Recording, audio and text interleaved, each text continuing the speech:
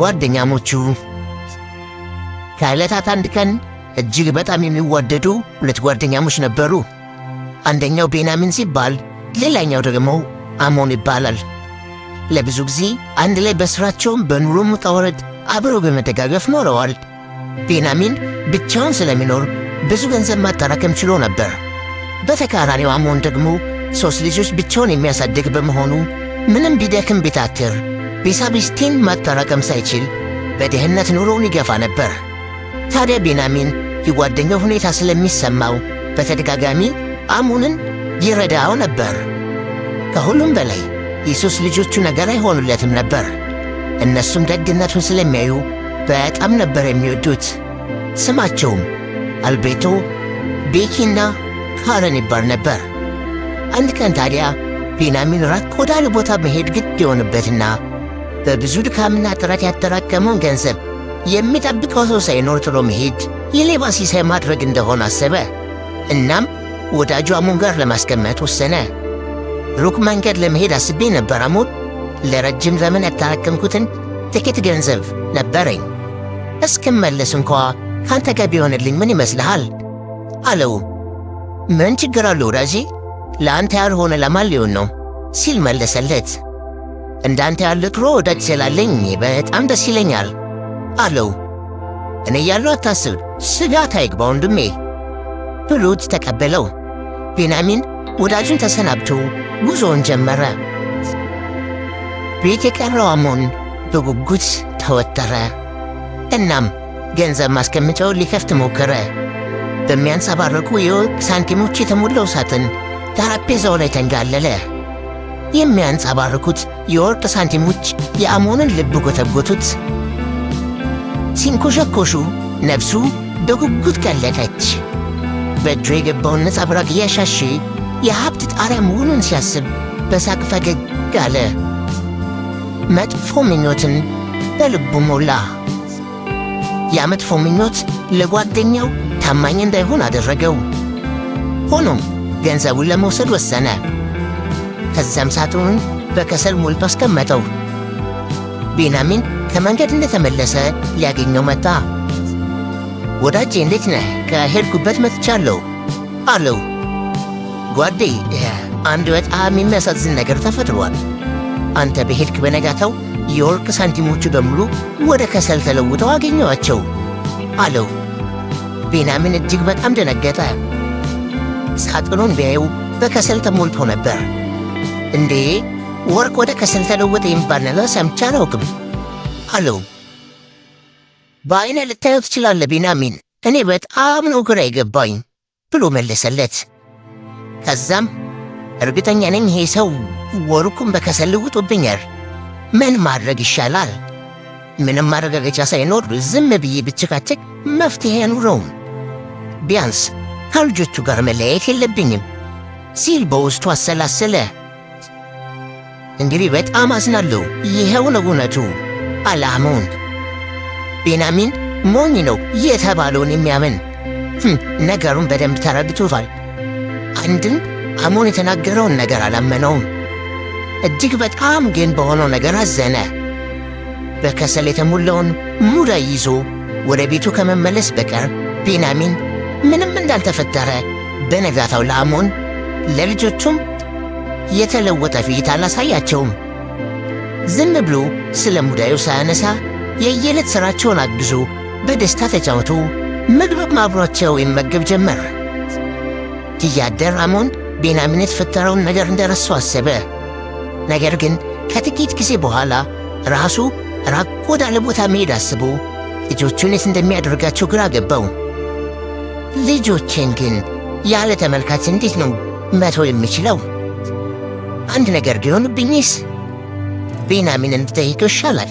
እሱ ጋር አድርጌያቸው ሄዳለሁ፣ እሱን ይቀርቡታል ሲል ካሰበ በኋላ እባክህ አንድ መንገድ ስላለችብኝ ብቻቸውን ትቻቸው መሄድ ከበደኝ፣ አንተ ጋር ቢሆኑስ ብሎ ጠይቀው። በሚገባ ወዳጄ፣ የፈለግከውን ኮይን ብትቆይስ በደንብ አድርጌ እንከባከብልሃለሁ፣ ግዴታ እኮ ነው ሲል መለሰለት። አሃ በጣም አድርጌ አመሰግናለሁ ብሎ ልጆቹን በሉ እንግዲህ እንዳታስቸግሩ፣ አጎታችሁ የሚላችሁን በደንብ ስሙት እሺ አላቸው። ሦስቱን ልጆችን ቢንያሚን ጋር አድርጎ ጉዞውን ጀመረ።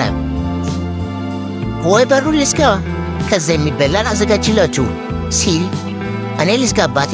ሁሌ ለሚያሳየኝ ነገር ዝግጁ ነኝ፣ በር መዝጋትም አስተምሮኛል አለ።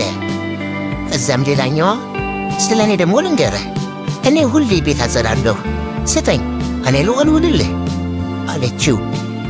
እኔ ደግሞ አባቴ ሻይ ሲያፈላ እሱም ማግዝ ደስ ይለኛል አለች። ከዛም ሁሉም የቤት ውስጥ ሥራ መሥራት ጀመሩ። ቢንያሚን ልጆቹ እንደዚህ ታዛዥ እንደሆኑ ሲያይ አሞንን ሊያስተምር የሚችል አንድ ሐሳብ ድንገት ብልጭ አለለት። ከተማ ልውሰዳችሁና በጣም የሚጣፍጥ ምግብ ልጋብዛችሁ አላቸው። ቢንያሚን እንዳለው ልጆቹን ከተማ ይዟቸው ወጣ። ትንሽ የምሠራት ሥራ ስላለችብኝ እባካችሁ እዚህ ቆዩ፣ የምትላችሁንም ስሟት እሺ። ቶሎ ልመጣ ቃል እገባለሁ፣ ስመጣ ምግብ ይዤ እመጣለሁ ብሎ ሄደ። ወደ ቤት ሲመለስ ቢንያሚን 3 እጅግ የሰለጠኑ ጡጣዎችን ይዟል። እዛም ስም አወጣላቸው። በኋላ 3ቱ የአሞን ልጆች የሚሠሩትን የቤት ውስጥ ሥራ አስተማራቸው። እጅግ ብልጥ ከመሆናቸው የተነሳ በአንድ ጊዜ ቁርጥ ልጆቹን መሰሉ። ከዛም ቢንያሚን ቃሉን ሳይዘነጋ ልጆቹን መንከባከብና የሚጣፍጥ ምግብና መጠጥ መውሰዱንም አልዘነጋም። ልጆቹም በዚህ በጣም ደስተኛና በፈገግታ የተሞሉ ሆኑ። ከዛም አሞን ከሄደበት ሲመለስ ልጆቹን ለመውሰድ ወደ ቢንያሚን ቤት ሄደ። አሞን በጣም አዝናለሁ፣ ድንገት በሄድክበት በነጋታው አንድ ነገር ገጥሞኛል። እንዴት እንደምነግር አላውቅም። ሁሉም ልጆችህ ወደ ጦጣ ተቀይረዋል አለው። ይህንን መቀበል አልችልም።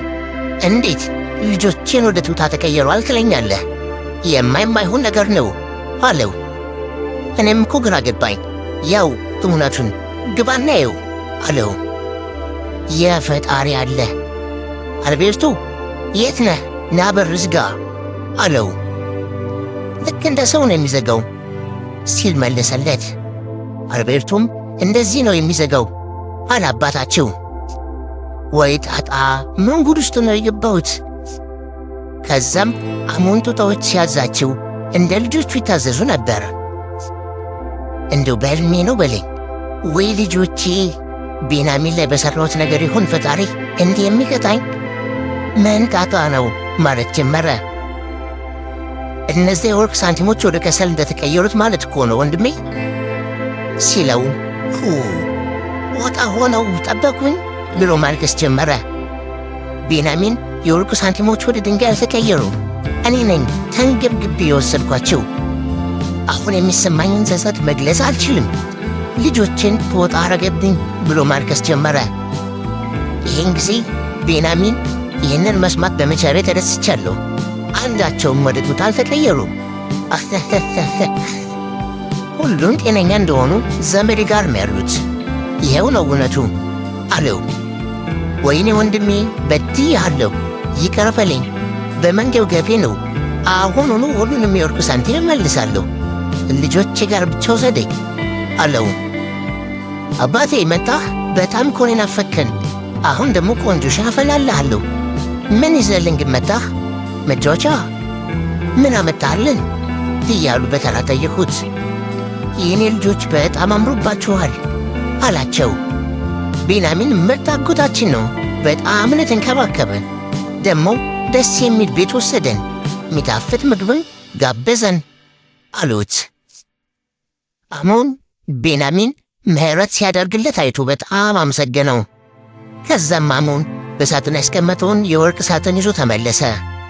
ይሄ ነው እንግዲህ የወሰድኩት የወርቅ ሳንቲሞች፣ አንዲትም ነገር አልነካውም።